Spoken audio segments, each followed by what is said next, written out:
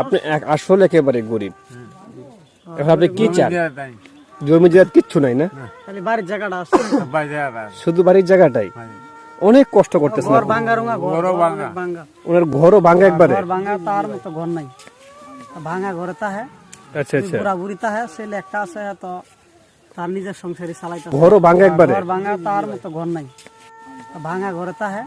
আচ্ছা আচ্ছা, বুড়া বুড়ি তা হ্যাঁ, ছেলে একটা আছে, তো তার নিজের সংসারই চালাইতেছে। ও, কষ্ট হইতে চলতেছে। উনি এখন অনেক কষ্ট করেন না?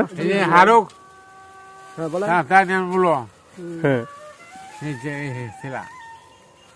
বাদ দেন হারুক, আপনারা বাদ দেন না, আমি হ্যাঁ তো সংসার আছে। মানে খুব কষ্ট করতেছেন। আচ্ছা, উনি এই যে বয়োজ্যেষ্ঠ একজন মানুষ, ঠিক আছে, এখন উনি কষ্ট আছে, এটা কতটুকু সত্য উনি যে বললো? হ্যাঁ সত্য, অনেকটাই সত্য, সত্য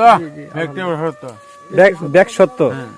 এখনো অনেক কষ্ট করতেছেন, ভাঙা ঘরে থাকেন, হ্যাঁ, কিন্তু কেউ সাহায্য সহযোগিতা করে না। না না, দেখতে পাচ্ছেন এই বৃদ্ধ একটি মানুষ, ওনার ছেলে আছে কিন্তু ওনাকে খোঁজ খবর নেয় না, কোনো টাকা পয়সা দেয় না। এই বৃদ্ধ লোকটা একটা ভাঙ্গা ঘরে থাকে, অনেক কষ্ট করে, ঠিক আছে। তার কষ্টের কথাটা আমাদেরকে বললেন।